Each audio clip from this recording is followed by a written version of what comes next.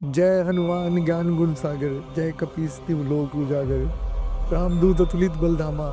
मैं तो बजरंग बली का अनन्य भक्त हूँ।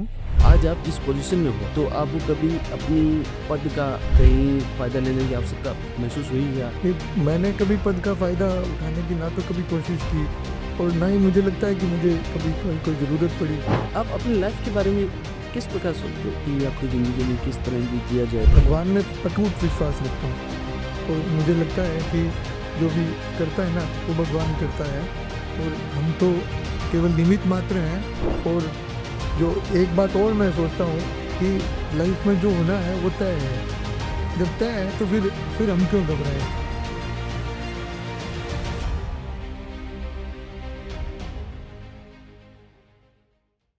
नमस्कार, मैं आनंद बागोतिया आप सभी का स्वागत करता हूँ एपी पॉडकास्ट शो में।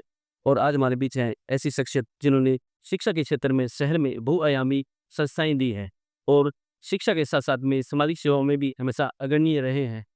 उन्होंने स संगीत, कला और पर्यावरण में भी हमेशा जुड़कर उन्हें प्रोत्साहित किया है। उनके सरल सौम्य स्वभाव के कारण हमेशा जाने जाते हैं। हम बात कर रहे हैं श्री गंगानगर के लोकपाल और हर्ष कॉन्वेंट स्कूल के चेयरपर्सन शिक्षाविद अनिल तालुका जी से। अनिल जी, आपका हमारे शो में स्वागत है। आनंद जी, मैं भी आपका बहुत बहुत धन्यवाद करता हूँ और आपके इस चैनल को मैं अपनी तरफ से विशेष बधाई देता हूँ कि आपने मुझे पॉडकास्ट के लिए आज यहाँ आमंत्रित। अनिल जी, आपको कब लगा कि आपने शिक्षा के क्षेत्र में ही अपना आपको बढ़ाना है या करियर बनाना है? आनंद जी, बचपन से मेरा एक सपना था, मुझे शिक्षा के क्षेत्र में कुछ करना है और उस सपने को मैंने धीरे-धीरे मन में उतारा और जैसे-जैसे फिर आगे बढ़ता गया, मेरी पढ़ाई मैंने पूरी की और फिर मैं जो है इस एजुकेशन के क्षेत्र में उतर गया और ऐसा उतरा कि अभी तक जो है मेरा जो है कारवां चलता जा रहा है। नहीं, आपने स्कूल हर्ष कॉन्वेंट स्कूल खोला था। उस टाइम आपने स्कूल एज़ ए टीचर बनने की सोचते हैं, पर आपने सीधे ही स्कूल की संस्था ही खोल दी। तो ये कब विचार में आया कि भई मुझे टीचर ना बन के एक तरह की पूरी संस्था ही खोलनी? देखिए आनंद जी, मैं ये देख रहा था कि ज़्यादातर लोग यहाँ सर्विस पर ध्यान दे रहे थे। जो मेरे साथी लोग हैं, वो भी सर्विस की तरफ ज़्यादा झुकाव था उनका और ज़्यादातर जो मेरे साथ के जो स्टूडेंट्स हैं, जो मेरे साथी हैं, वो गवर्नमेंट जॉब में हैं। तो इस उन सब के चलते हुए मैंने ये सोचा कि एक ऐसा काम किया जाए, जिसमें हम काफ़ी सारे लोगों को रोज़गार दे सकें और जो पढ़े-लिखे लोग, जो बेरोज़गार घूम रहे हैं, उनको काम दिया जा सके। उनके प्रति भी हमारा एक कर्तव्य बनता है, जिसे मैंने निर्वहन करने की कोशिश की है। अनिल जी, एक तो आपके स्वभाव के कारण आप ख़ास पहचान जाते हैं। आप आपको हमेशा जब देखा तो एक मुस्कुराते हुए देखा आपको। पर कभी-कभी आपको लगता है कि आपको गुस्सा भी आता है, बिल्कुल, कभी-कभी बातों से आता है। कभी-कभी मुझे गुस्सा आ जाता है, लेकिन मैंने अपने अपने जो अपने प्रोफ़ेशन से, अपने काम से यही सीखा है कि गुस्से को कैसे पीना है। और जैसा कि आपका ये बड़ा अच्छा क्वेश्चन है कि गुस्सा कब आ जाता है? गुस्सा तब आ जाता है जब आपको ये पता होता है कि सामने वाला झूठ बोल रहा है।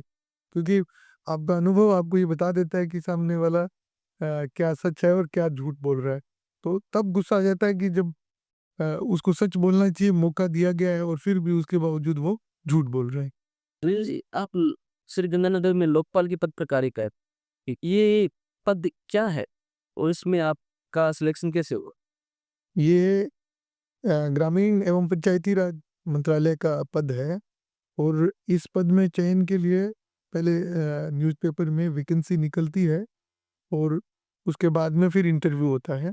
इंटरव्यू में केंद्र सरकार के प्रतिनिधि भी होते हैं और राज्य सरकार के प्रतिनिधि भी होते हैं।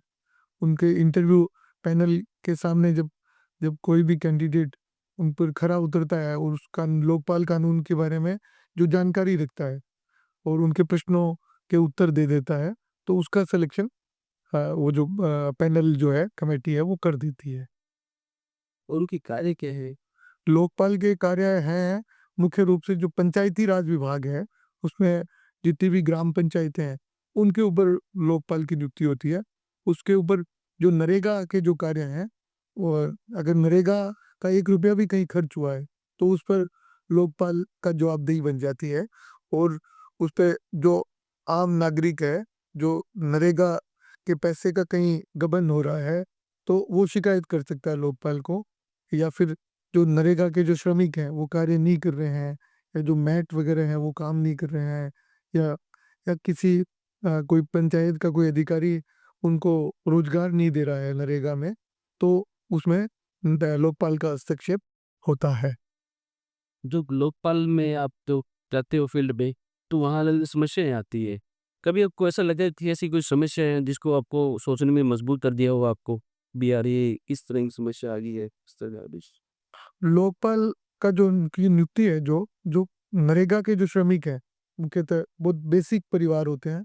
नरेगा का प्रारंभ इसीलिए किया गया था कि जो गाँव का जो अंतिम व्यक्ति है, उसको रोजगार दिया जा सके, और उसके जब उसके अधिकारों का जब हनन होता है, तो वो लोकपाल के पास आता है।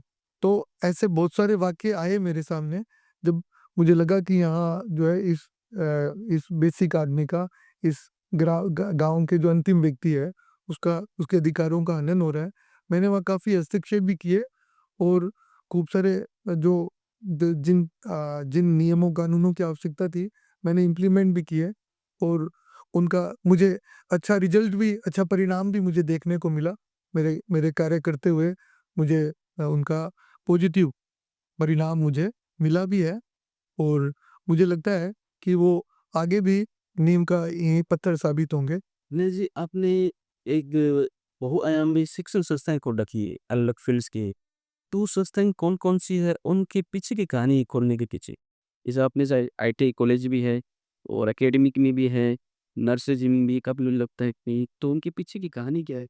मैं मैंने अपनी जो शिक्षा का जो कार्य है, वो मैंने स्कूल से प्रारंभ किया, और स्कूल जब प्लस 2 तक स्कूल हो गया, तो मुझे ऐसा लगा कि रोज़गार के प्रति जो है ऐसा कोई काम शुरू किया जाए, जिससे तुरंत कोर्स करते ही रोज़गार प्राप्त हो जाए।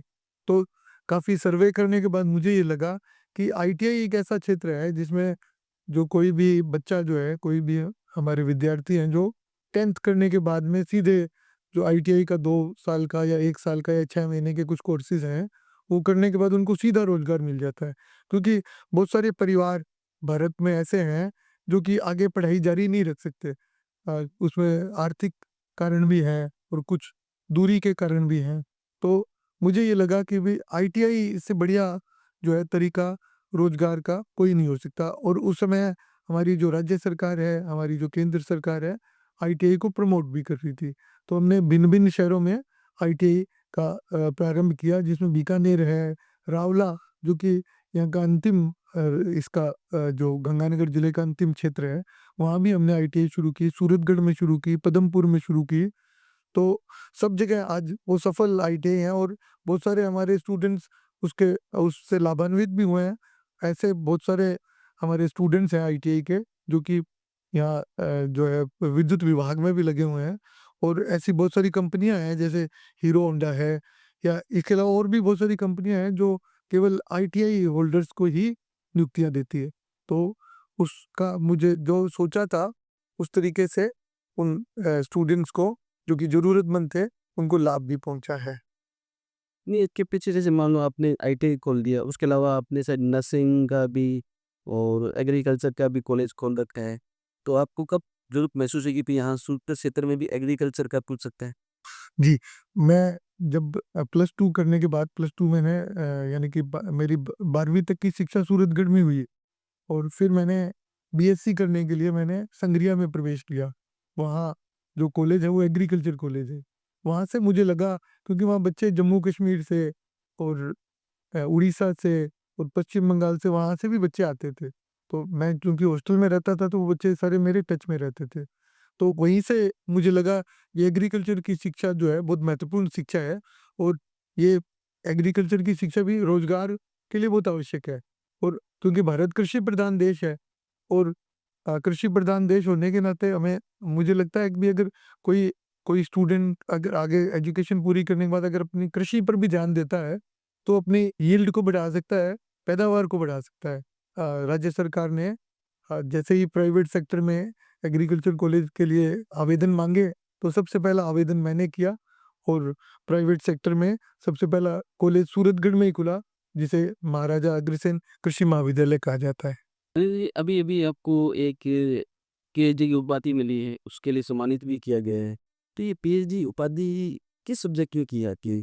ये पीएचडी की उपाधि मैंने जो हमारे जो +2 जो कि सीनियर सेकेंडरी स्कूल है या सेकेंडरी स्कूल्स हैं, चाहे वो गवर्नमेंट सेक्टर के हों, चाहे वो प्राइवेट सेक्टर के हों, उनमें जो जो प्रिंसिपल्स को जो जो प्रॉब्लम्स आती हैं व्यावसायिक शिक्षा प्रदान करने में, उन उन पर मैंने वो शोध किया और बड़ा ही कारगर शोध है ये। और अगर उस पे अगर प्रत्येक व्यक्ति काम करे, प्रत्येक एजुकेशन से जुड़ा हुआ व्यक्ति काम करे, तो मुझे लगता है कि जो उनके तनाव प्रबंधन में भी वो आवश्यक मतलब सहयोगी रहेगा प्रिंसिपल्स के। इसके लिए ज़्यादा आपको रिसर्च करनी नहीं थी होगी ना? क्योंकि आप इस फील्ड से थे, तो इसलिए मुझे लगता है कि आप इस मतलब इस समस्या से आपने जूझ रहे थे, इसलिए मुझे लगता है ज़्यादा तो समस्या नहीं की या आपने एक लोगों से बातचीत भी की कहीं रिसर्च वाले मुझे प्रिंसिपल या उस्ताद जो लेते आपसे, इनसे बात ही नहीं हुई आपकी? हाँ, मैंने काफ़ी सारे प्रिंसिपल से बात की, कम से कम हमारे ज़िले के लगभग सभी प्रिंसिपल से मैंने बात की और मुझे शोध तो मुझे करना ही था और बातचीत तो मुझे करनी थी, लेकिन मुझे मुझे मेरे को विषय चुनाव में मेरे को दिक्कत नहीं आई, क्योंकि मुझे पता था कि इस तरह की प्रॉब्लम्स हमारे एजुकेशन सेक्टर में आती है, क्योंकि मैं शिक्षा से जुड़ा हुआ था, तो मुझे पता था कि इस पे शोध करने से पूरे समाज को, पूरे हमारे देश को, पूरे हमारे स्टेट को लाभ मिलेगा। इसीलिए मैंने इस क्षेत्र में जो है पीएचडी की उपाधि ली और इस पे रिसर्च मैंने किया। नंदीशाला में आपने आपके कार्य की लगन और मेहनत के कारण आपको दूसरी बार भी अध्यक्ष बना दिया गया है। तो दूसरी बार जब अध्यक्ष बने तो आप पर आक्षेप लगा कि और उसके कारण आपने अध्यक्ष पद छोड़ने का भी निर्णय लिया था। वो विवाद क्या एक्चुअल में जो है आक्षेप क्या था आपका?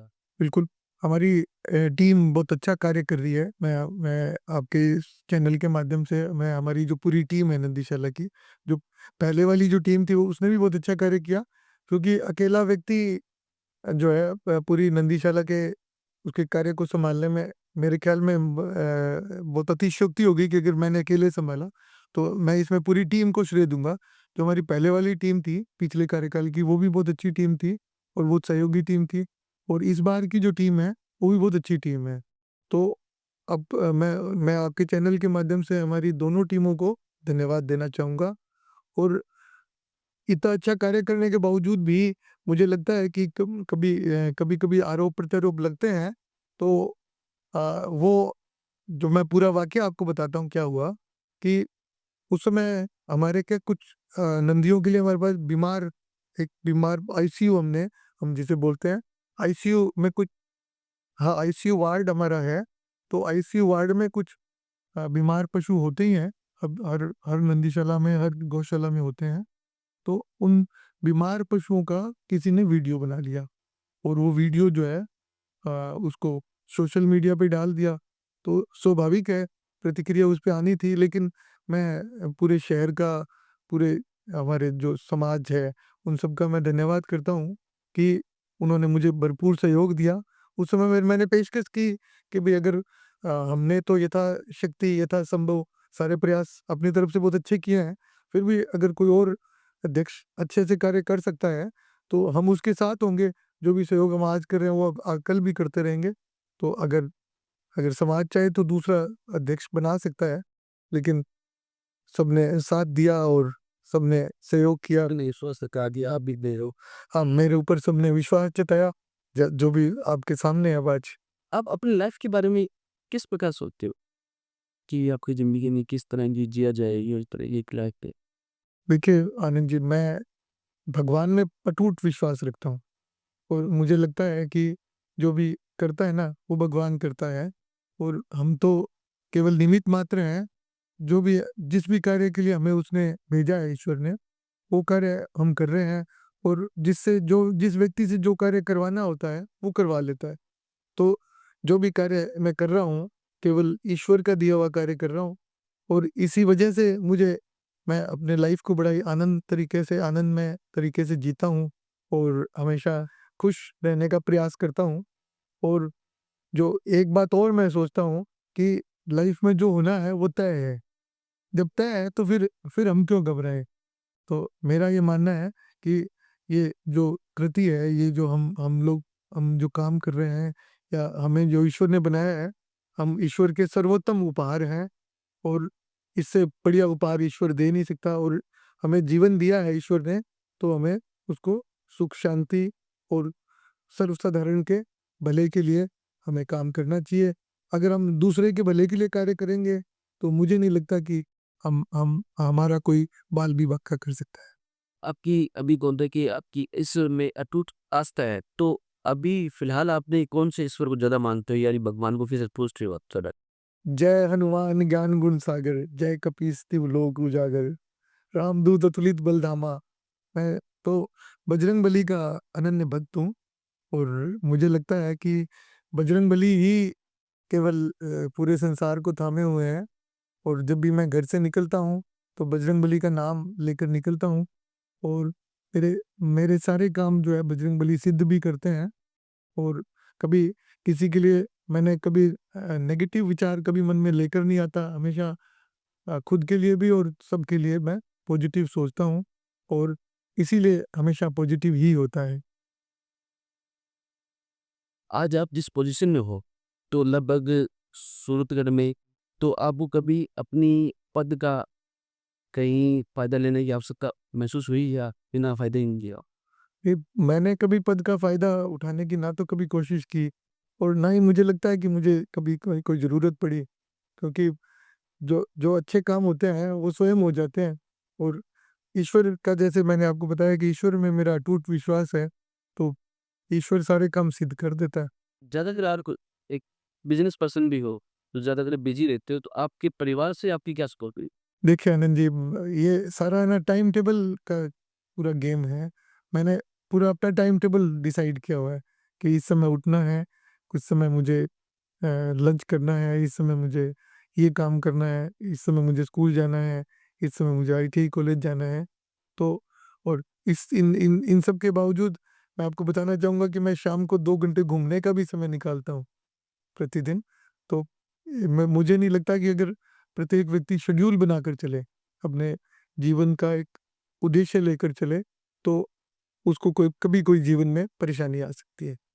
परिवार को कितना खाली रही? परिवार को मैं समय दे पाता हूँ, शाम के समय मैं परिवार के साथ होता हूँ। उसके बाद मैं जब घूम कर आता हूँ, उसके बाद में फिर हम करीबन आधा घंटा, 1 घंटा साथ समय बिताते हैं।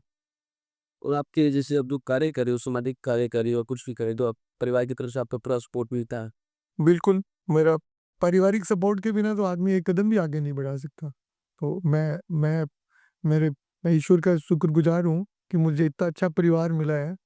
तो हमारा पूरा संयुक्त परिवार है। हम 5 भाई हैं और हम पाँचों संयुक्त परिवार में रहते हैं। हालाँकि घर सबके किचन अलग-अलग हैं। तो जो मेरा जो खुद का जो परिवार है, वो भी बड़ा अच्छा परिवार है। मेरा 1 बेटा, 1 बेटी और मेरी 1 बहू और 1 मेरी बीवी। परिवार में 5 लोग हैं और सब भाइयों का मिलाकर अगर बात करेंगे तो हम 25 लोग हैं। तो 25 लोग बड़ा मिल-जुल कर रहते हैं और जब भी हमें एक-दूसरे की ज़रूरत होती है, तो हम एक-दूसरे के साथ होते हैं। आप सामाजिक के साथ-साथ राजनीति में भी इंटरेस्ट रखते हैं या आपने राजनीति में भी अपना कदम ढोने की इच्छा है? मेरा ऐसा कोई विचार नहीं है कि राजनीति में मैं जाऊँगा। लेकिन ईश्वर ने जो काम दिया है, जैसे कि मैंने आपको बताया कि ईश्वर ने कोई काम दिया हुआ है, तो वो मैं अवश्य करूँगा। अगर ईश्वर ने लिखा है कि इस ओर जाना ही है, तो फिर मैं इनकार नहीं कर सकता क्योंकि ये अभी बहुत सारे पिछले जैसे राजस्थान विधानसभा के चुनाव हुए, तो उसमें आपका नाम भी आ रहा था कि भी विधायक के लिए अनिल धानुका जी भी कोशिश कर रहे हैं या अग्रसर हैं। तो ये कैसी कोई बात थी क्या? ये हमारी जनता की मेरे से एक उम्मीदें ज़रूर है क्योंकि मैं जहाँ भी जाता हूँ तो सब लोग मुझे बोलते ज़रूर हैं। ये उनका प्यार मेरे लिए है। तो मुझे नहीं लगता कि मैंने ऐसा कुछ किया है कि परंतु पर उस सबका प्यार मेरे लिए है। तो मैं आपके चैनल के माध्यम से मैं सभी अपने जो मेरे साथी हैं, सभी मेरे से मिलने-जुलने वाले हैं, सभी को मैं धन्यवाद भी करता हूँ उस प्यार के लिए और ये उम्मीद भी करता हूँ, ये आशा भी करता हूँ कि उनका ये प्यार मुझे हमेशा मिलता रहेगा। और रही बात राजनीति की, तो मैं इसका आपको यही जवाब दूँगा कि अगर ईश्वर ने चाहा है, मौका मिले तो आप तो अगर मान लो नहीं मौका नहीं, मैं ऐसा बोलूँगा आपको कि अगर ईश्वर ने चाहा है कि भई मुझे ये कार्य करना है, तो फिर कोई रोक भी नहीं सकता। और मैंने अपनी तरफ से कभी कोई प्रयास किया नहीं है। अब सूत्रों में जल्दी या राजस्थान में नगर पालिका चुनाव भी होने वाले, जी। तो अब शायद कहते हैं कि वो डायरेक्ट चेयरमैन के चुनाव होंगे, तो आप इंटरेस्टेड हैं इस मामले में? नहीं, मेरा राजनीति में सीधे-सीधे कोई कोई मेरा रुचि नहीं है।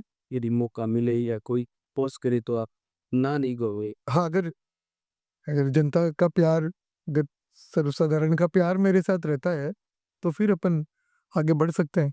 अपने सामाजिक सेवा के साथ-साथ में संगीत, कला और पर्यावरण में भी पूरी भागीदारी देते हैं। तो ये आपको किससे प्रोत्साहन मिला है कि आप ये इन चीज़ों में भी आप भाग लें? मैक्सिमम लोगों को टाइम ही नहीं होता, फिर भी आप उनके लिए टाइम निकालते हैं, विशेष टाइम।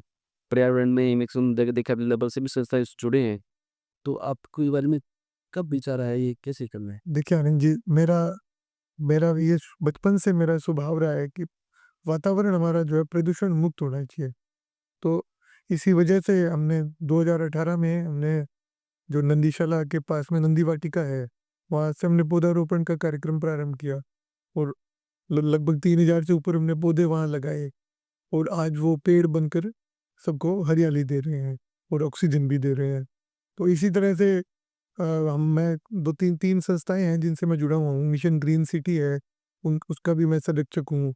वृक्ष मित्र समिति है, उसका भी मैं संरक्षक हूँ। पर्यावरण संरक्षण समिति है, उसका भी मैं संरक्षक हूँ। तो मुझे सिर्फ़ एक ही मेरा उद्देश्य है कि हमारा शहर हरा-भरा हो और प्रदूषण मुक्त हो और ऑक्सीजन से लबालब हो। केवल ये मेरा उद्देश्य रहता है। और मेरी संगीत में रुचि मेरी बचपन से है। और मुझे समय नहीं मिल पाया। और मैं उस वक़्त भी सीखना चाह रहा था। और अब थोड़ा समय मैं उसके लिए मैं आधा घंटा 1 घंटा का निकाल पाता हूँ। कभी बीच में से कुछ-कुछ मिनट इधर-उधर से बचा करके फिर मैं करीबन आधा घंटा 1 घंटा मैं संगीत सीखने की कोशिश कर रहा हूँ। अभी मैं कितना सफल हुआ हूँ, ये तो आप बता सकते हैं। तो लेकिन मेरा प्रयास है कि मैं थोड़ा संगीत सीख करके मन को भी शांत कर सकूँ। तो कुछ बोलना बोलना आप सुनना चाहते हैं? तो मैं कोशिश करता हूँ, क्योंकि यहाँ म्यूज़िक वगैरह वो नहीं है, तो फिर भी मैं थोड़ा-थोड़ा गुनगुनाने की कोशिश करता हूँ।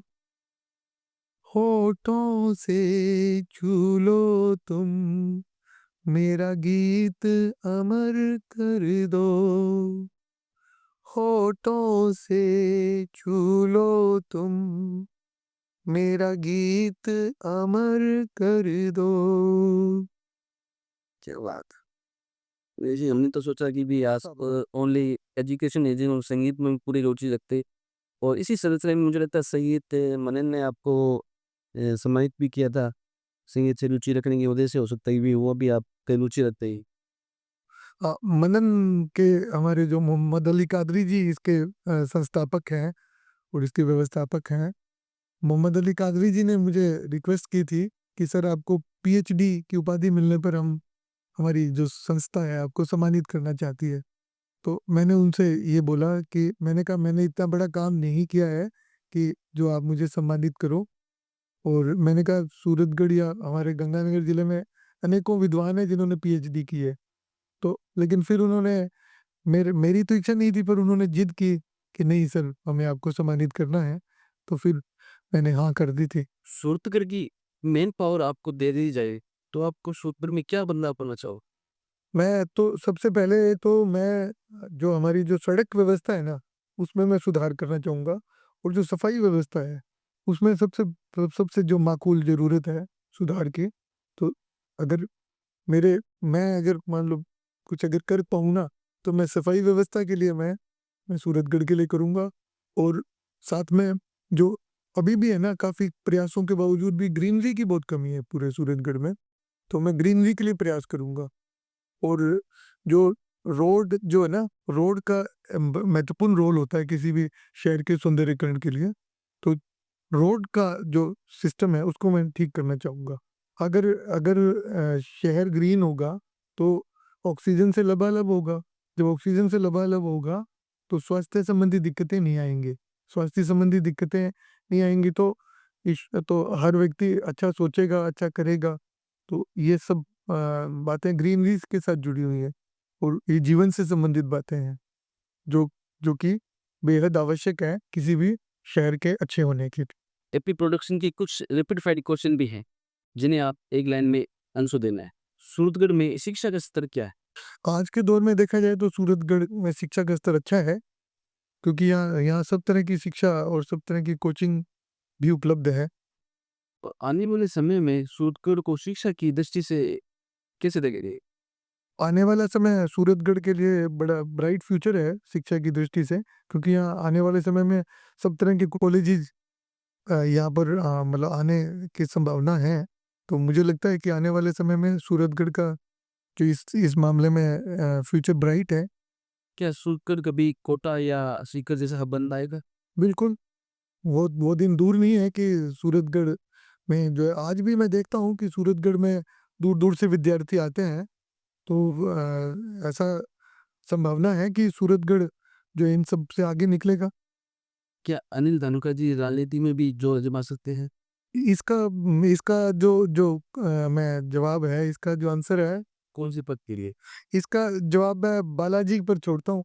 अगर, जैसा कि मैंने पूर्व में भी कहा कि अगर ईश्वर चाहेगा तो मैं कुछ कर नहीं सकता, और अगर ईश्वर की इच्छा नहीं होगी तो फिर तब भी मैं कुछ नहीं कर सकता। इसलिए ये दोनों मैं क्वेश्चन के जवाब मैं मेरे बालाजी महाराज हैं उन पे छोड़ता हूँ, बजरंगबली जी पे। बीजेपी की सरकार में सबसे ज़्यादा पावर किसकी रहती है? जीते हुए कांग्रेस की जीते हुए एमएलए की या बीजेपी की हारे हुए एमएलए? ये राजनीतिक प्रश्न है, तो मुझे नहीं लगता कि ये मंच ठीक है जवाब देने के लिए। तो ये तो पार्टी के लोग तय करते हैं। मन तो बहुत अच्छा सर है। मैं आनंद जी, मैं इसमें यही बोलूँगा कि ये क्या पार्टी का मामला होता है, तो पार्टी के लोग तय करते हैं कि किसकी चलनी चाहिए, किसकी नहीं चलनी चाहिए।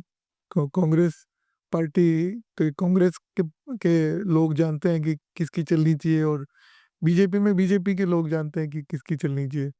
तो ये मामला उन्हीं पर छोड़ दिया जाए तो ज़्यादा ठीक रहेगा मेरे मेरे अनुसार। आपने डिप्लोमेंट क्वेश्चन दे आंसर दे दिया है। चलो ठीक। हमारे कुछ दर्शकों में भी कुछ क्वेश्चन होते हैं, जिनमें अक्सर हम सभी से पूछते हैं कि भी आपकी फेवरेट मूवी कौन-सी है और क्यों?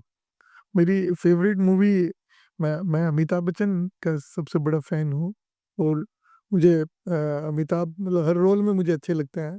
तो मैंने एक मूवी अमिताभ बच्चन की देखी थी, शोले। मुझे उनका रोल बड़ा ज़बरदस्त लगा था। तो मैं शोले को मैं अपनी फेवरेट मूवी मानता हूँ। और आपकी फेवरेट हीरोइन कौन-सी है और क्यों? फेवरेट हीरोइन मुझे हेमा मालिनी जो है ना, पुराने उनकी उनकी अदाकारी सबसे ज़बरदस्त मुझे लगती थी। और आज भी जब मैंने उनकी अभी मूवी देखी थी जो भी अमिताभ बच्चन के साथ आई थी, अ, वो उसमें भी उनकी अदाकारी ज़बरदस्त थी। तो वो मुझे मूवी मतलब हेमा मालिनी की अदाकारी जो है वो बेहतरीन अदाकारा हुआ है आज भी। उनकी कोई एक मूवी? उनकी अभी जो लेटेस्ट मूवी, मैं उसका नाम थोड़ा भूल रहा हूँ, अमिताभ बच्चन के साथ जो आई थी, पारिवारिक मूवी थी। तो उसका नाम बड़ा अच्छी बहुत ही अच्छी मूवी थी। क्या थी स्टोरी उसकी? कुछ स्टोरी बताओ। उसमें अमिताभ बच्चन और दोनों मतलब हस्बैंड वाइफ होते हैं, हेमा मालिनी, और उनके बच्चे उनको मतलब जो है आप वो की बात कर बागबान, बिल्कुल। बागबान जो मूवी है वो मेरी फेवरेट मूवी है, और आज के दौर की, और उस समय की शोले, और दोनों मतलब बेहतरीन एक्टर साथ थे, हेमा मालिनी और अमिताभ बच्चन। अब बारूद की मूवी ही पस क्यों है? क्योंकि पारिवारिक मूवी है और आज के परिदृश्य में फिट भी बैठती है।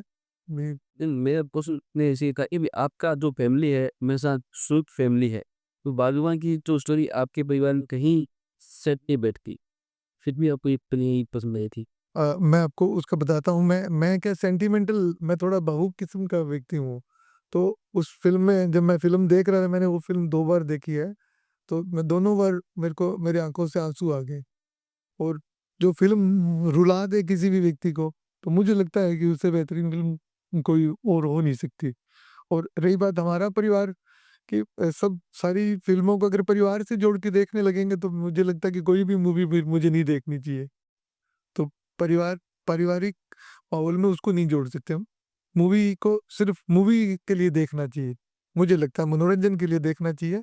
उसको ना तो दाएँ से जोड़ना चाहिए, ना बाएँ से अपने अपने साथ जोड़ना चाहिए। आपको राजनेता पसंद कौन से? मुझे राजनेता के रूप में माननीय नरेंद्र मोदी जी बड़े अच्छे लगते हैं, क्योंकि वो अच्छे अच्छे वक्ता भी हैं और जनमानस में उन्होंने अपनी जगह जो है बनाई है, मुख्यमंत्री रहते हुए भी और आज प्रधानमंत्री रहते हुए भी। आप एक शिक्षक भी हो, बिज़नेसमैन भी, तो आप एक शिक्षक को किस दृष्टि से देखते हो? कि शिक्षक को किस तरह होना चाहिए, उसमें क्या क्वालिटी होनी चाहिए? एक जो अच्छा और सच्चा जो शिक्षक होता है, अपनी जो छाप है वो बच्चों में देखता है। तो मैं जब कोई बच्चा सफल होता है ना, तो मुझे लगता है कि मैं सफल हो गया हूँ। आज आज हमारे बच्चे जो जो चाहे चाहे हमारे कॉलेज में थे, चाहे एग्रीकल्चर कॉलेज में थे, चाहे बीएड कॉलेज में थे, चाहे हमारे डिग्री कॉलेज में थे, चाहे आईटीआई कॉलेज में थे, चाहे हमारे स्कूल में थे, वो आज बच्चे भिन्न-भिन्न क्षेत्रों में सेवाएँ दे रहे हैं। चाहे वो चिकित्सा का क्षेत्र हो, चाहे वो इंजीनियरिंग क्षेत्र हो, चाहे वो कृषि का क्षेत्र हो, चाहे कोई भी क्षेत्र हो, डिफरेंट डिफरेंट क्षेत्रों में, चाहे अभियांत्रिकी का क्षेत्र हो, तो बच्चे हमारे भिन्न-भिन्न क्षेत्रों में सेवाएँ दे रहे हैं। खूब सारे हमारे प्रशासनिक अधिकारी भी हैं। तो मुझे लगता है कि उनकी कामयाबी मैं अपनी कामयाबी देखता हूँ। और एक बच्चे का जब कोई बच्चा असफल होता है, तो मुझे लगता है कि कहीं मैं मेरी वो वीकनेस है और मैं जब मुझे लगता है कि मुझे और प्रयास उसमें करने चाहिए थे और मैं उसमें और प्रयास करता हूँ और जब तक कि वो बच्चा सफल नहीं हो जाता, तब तक मैं अपने प्रयासों को रोकता नहीं हूँ। मेरे मेरे अनुसार सच्चा शिक्षक वही है जो अ, अपनी सफलता और असफलता को बच्चों से जोड़कर जो वो अपने प्रयासों में तेज़ी और जो भी प्रयास करे, वो बच्चों के लिए करे। आपके स्कूल टाइम या कॉलेज टाइम का फेवरेट शिक्षक या आपका रहा हो? मैं मतलब मैं सब अपने सभी शिक्षकों को अपना प्रेरक मानता हूँ। मैं आज अगर सब कुछ अच्छा कर पा रहा हूँ तो मेरे वो शिक्षक हैं जिन्होंने मुझे शिक्षा दी और मेरा परिवार है जिन्होंने मुझे हमेशा गलत और सही का रास्ता दिखाया, ये गलत है, ये सही है, मुझे बताया उन्होंने। तो मुझे मैं पूरा श्रेय जो है ना अपने जो गुरुजन हैं जिन्होंने मुझे पढ़ाया, अपना परिवार है, जिन्होंने हमेशा मुझे थामे रखा। चाहे मैंने कोई गलती की, चाहे मैंने कोई अच्छा काम किया तो मेरी पीठ को थपथपाया और कुछ गलती भी मुझसे हो गई तो उसको सहन भी किया और फिर भी मुझे माफ़ भी किया। और दर्शकों को आप क्या संदेश देना चाहते हो श्रोतागण के श्रोतागण? मैं चैनल के माध्यम से ये संदेश पूरे शहर को देना चाहूँगा कि नंबर 1 जो संदेश है वो ये है कि पूरा ज़िला जो हमारा नशे की चपेट में है, तो जो भी मेरे इस संदेश को सुन रहा है, तो जहाँ भी कहीं अपन नशे को विरोध कर सकें, जो भी जिस भी तरीके से विरोध कर सकें, हम अपने समाज को बचाने का काम करें, ताकि जो भावी पीढ़ी है, जो कि नशे की गर्त में जा रही है, उसको हम बचा सकें। प्रत्येक समाज का प्रत्येक व्यक्ति हमारा बच्चा है, हमारे समाज का बच्चा है, हमारे परिवार का बच्चा है। उसको बचाना न केवल हमारा कर्तव्य है, बल्कि हमारा धर्म भी है। तो मैं आपके चैनल के माध्यम से सबसे पहला संदेश तो यही दूँगा कि सबसे पहले तो समाज को बचाने का कार्य हम लोग करें और नशे को दूर भगाएँ, नशे से दूर रहें, नशे करने वालों को नशा छुड़वाने का संदेश दें। चाहे कुछ भी करें, लेकिन नशा जो है हमारे ज़िले से भागे, हमारे शहर से भागे। ऐसा ऐसा प्रयास हम लोग हमेशा सतत रूप से करते रहें। दूसरा संदेश मैं ये देना चाहूँगा कि हमारे जो विद्यार्थी जो इस मेरे इस संदेश को सुन रहे हैं, वे कभी भी हताश ना हों और हम अपने प्रयासों को हमेशा जारी रखें।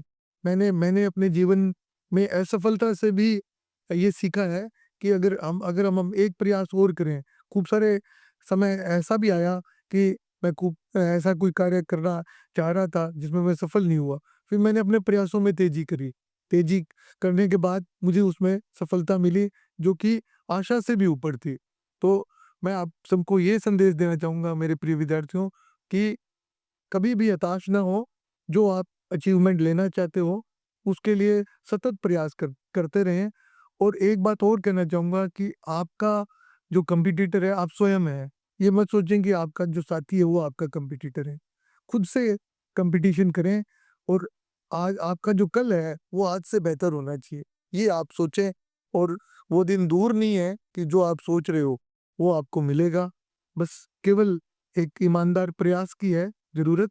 और उसको आप जब भी ईमानदार प्रयास होगा तो आपकी सफलता निश्चित है। ये मैं आज इस चैनल के माध्यम से आप सबको कहना चाह रहा हूँ। धन्यवाद।